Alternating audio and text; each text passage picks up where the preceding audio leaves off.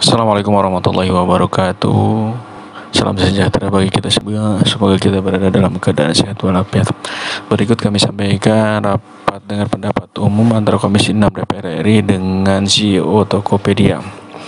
Sebelum disampaikan cuplikan kegiatan tersebut, hasil dari halaman Wikipedia. Tokopedia merupakan perusahaan perdagangan elektronik atau sering disebut toko daring. Sejak didirikan pada tahun 2009, Tokopedia telah bertransformasi menjadi sebuah unicorn yang berpengaruh tidak hanya di Indonesia tetapi juga di Asia Tenggara. Hingga saat ini Tokopedia termasuk marketplace yang paling banyak dikunjungi oleh masyarakat Indonesia. Tokopedia turut mendukung para pelaku usaha kecil, mikro, kecil, dan menengah, dan perorangan untuk pengembangan usaha mereka dengan memasarkan produk secara daring dengan pemerintah dan pihak-pihak lainnya. Salah satu program kolaborasi yang diinisiasi oleh Tokopedia adalah acara tahunan Makerfest yang diadakan sejak bulan Maret 2018. Pada 17 Mei 2021, Tokopedia dan Gojek mengumumkan resmi merger dan membentuk grup GoTo. Nama GoTo sendiri berasal dari singkatan Gojek dan Tokopedia dan juga berasal dari kata gotong royong. Tokopedia resmi diluncurkan ke publik pada 17 Agustus 2009 di bawah naungan PT Tokopedia yang didirikan oleh William Tanuwijaya dan Leontinus Alva Edison pada 6 Februari 2009. Sejak resmi diluncurkan, PT Tokopedia berhasil menjadi salah satu perusahaan internet Indonesia dengan pertumbuhan yang sangat pesat. Di sini dihadirkan William sebagai CEO Tokopedia. Berikut kita simak cuplikannya apa yang disampaikan oleh William dalam kontribusinya membangun bangsa negara dari sisi e-commerce. Berikut kita dengar cuplikannya. Kalau soal tadi barang impor, bagaimana harus diantisipasi? Memang kita melihat online ini sebenarnya potretnya adalah kaca dari kenyataan di dunia offline. Kalau kita masuk ke mall, masuk ke supermarket, yang bisa menaruh barang di sana itu adalah orang-orang yang punya modal kerja. Dengan marketplace, inovasi ini mendemokratisasi atau memberikan kesempatan yang merata kepada siapa saja. Mau dia calon, mau dia bekas narapidana, mau dia orang dengan disabilitas. Kalau dia punya produk bagus, serta-merta dia bisa memasarkan produknya ke 270 juta masyarakat Indonesia. Tapi balik kepada konsumernya. Saya tidak bisa memaksa Bapak Ibu di ruangan ini, ayo dong pakai Tokopedia, masa sih pakai produk multinasional? Saya tidak bisa. Saya tahu saya hanya bisa membangun produk yang bagus hingga Bapak Ibu memilih sendiri menggunakan Tokopedia. Bukan datang karena kami punya modal kerja lebih besar sehingga bisa memberikan promosi. Kami tidak punya modal kerja besar. Kami pasti kalah secara modal. Kami kalah secara SDM.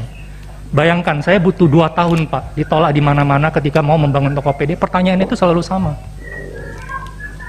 Kamu dari keluarga mana? Lulusan kuliah mana? Jadi selalu ditanya itu soal latar belakang, Pak. Saya baca kisah sukses para pendiri teknologi dari Amerika. Mereka itu semuanya visioner. Tidak ditanya Steve Jobs ini imigran atau bukan. Tidak ditanya Bill Gates kamu lulusan mana. Ditanya apa mimpi mereka ke depan.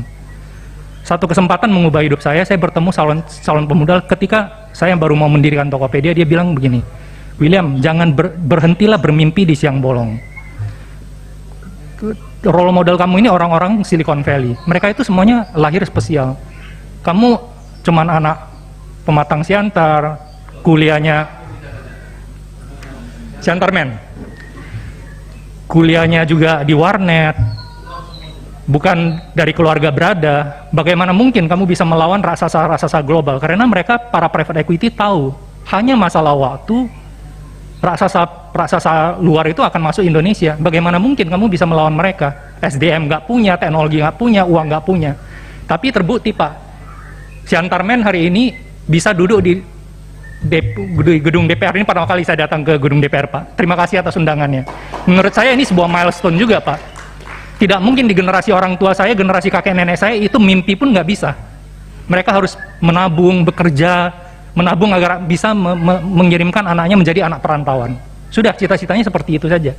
Tapi di generasi digital ini kita bisa melihat dengan bukan saja platform nasional, platform multinasional pun UMKM kita, konten kreator kita tiba-tiba punya panggung dunia.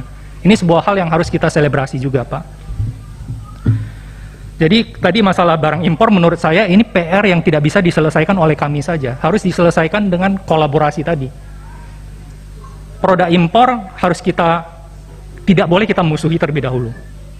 Kita akan menjadi orang dan bangsa yang sangat hipokrit ketika sehari-hari kita sebenarnya juga menggunakan barang impor. Kenapa data e-commerce itu, barang impor itu tinggi? Karena awal-awal e-commerce itu orang pasti belinya barang elektronik. Dan kebanyakan barang elektronik itu adalah barang impor. Tadi soal ASEAN cross border. Dari hari pertama pun e-commerce itu cross border.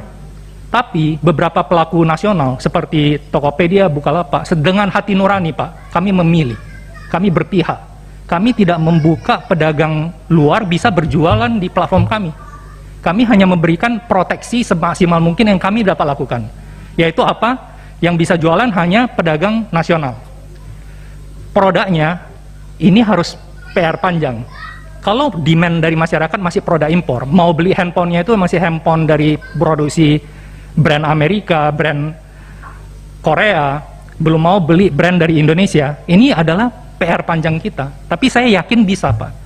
Kalau generasi orang tua kita, generasi kakek nenek kita, bisa membangun Indofood, yang produknya itu dikenal satu dunia. Generasi kita ini sebenarnya punya kesempatan yang lebih besar. Makanya kita harus berhenti dari kacamata UMKM saja. UMKM harus naik kelas jadi industri kelas menengah, harus naik kelas jadi brand.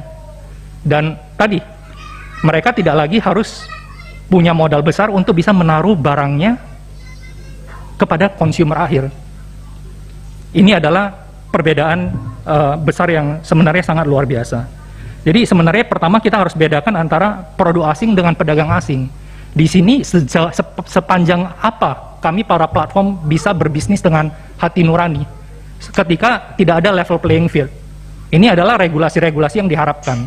ASEAN ini yang dibuka tidak hanya membuka orang Thailand bisa jualan di Indonesia. Sejak hari ini, dari tahun kemarin juga orang Tiongkok, pabrik dari China itu bisa jualan langsung kepada masyarakat Indonesia tanpa ada batasan.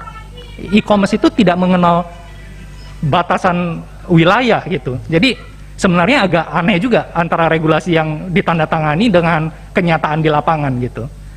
Karena kalau ditanya ya UMKM kita ya setiap hari bersaing dengan tidak hanya produk impor dengan produk luar, tapi pedagang lokal dengan pedagang luar. Kita tentunya harus memetakan. Kalau kita memusuhi produk impor, sementara kenyataannya UMKM kita masih tadi Ibu sampaikan kebanyakan adalah trader, kita harus bantu mereka juga. Di masa pandemi ini, kalau mereka tidak bisa berjualan, mereka akan mati. Kalau mereka mati, lapangan pekerjaan sekitar akan mati. Ini efeknya bisa sangat panjang gitu. Jadi kalau soal perlindungan konsumer, kami kembali spiritnya itu kalau di pemain marketplace, filosofinya itu seperti membangun kota. Kalau kami mau pastikan setiap konsumen kalau beli barang apa, dapatin barangnya itu pasti sama seperti yang ditawarkan. Caranya sangat mudah. Pemilik platform itu berjualan langsung. Dia punya gudang, dia yang beli barang, udah pasti kita beli apa, pasti dapatnya seperti apa. Tapi ketika kita mau mengempower UMKM, pasti ada nilai positif dan ada nilai negatifnya. Artinya UMKM yang produknya belum sangat berkualitas, kita bisa dapat barang, kita bisa kecewa. Tapi di sini perlindungan konsumennya itu, filosofinya semua orang adalah baik sampai mereka terbukti tidak baik. Seperti kita masyarakat perantauan, kita datang ke Jakarta, kita mau mulai dari kaki lima, dagang bisa. Semua orang dianggap baik sampai mereka terbukti tidak baik. Di platform apakah ada mekanismenya? Jelas ada. Tadi misalnya contohnya rekening bersama. Kenapa rekening bersama itu dibuat jadi inovasi? Kita beli barang di marketplace, kita bayar. Kalau barangnya kita terima tidak sesuai, kita bisa komplain, ada waktu 3 hari. Kita komplain, terus disinilah marketplace itu semacam menjadi juri. Melihat bukti yang disampaikan oleh pembeli, bukti yang disampaikan penjual, kemudian memutuskan siapa yang benar, siapa yang salah. Dan di sini kemudian pembeli itu memberikan rating atau review, bintang 1 sampai bintang 5. Di komunitas kami sebutannya biar lekanlah bintang berbicara. Sama seperti ada 100 toko misalnya warung bakmi di Jakarta. Mungkin setiap orang punya selera yang beda-beda. Ada yang mengatakan warung bakmi ini paling enak di dunia. Ada yang mengatakan warung bakmi ini paling enak di dunia. Sama juga dengan marketplace itu kita bisa melihat reputasi dari masing-masing penjual seperti apa. Dan tadi sebenarnya saya sudah sampaikan juga, saat pandemi ini ada orang-orang yang menggunakan momentum ini untuk misalnya menjual vitamin palsu, untuk menjual masker dengan vitamin di atas harga normal.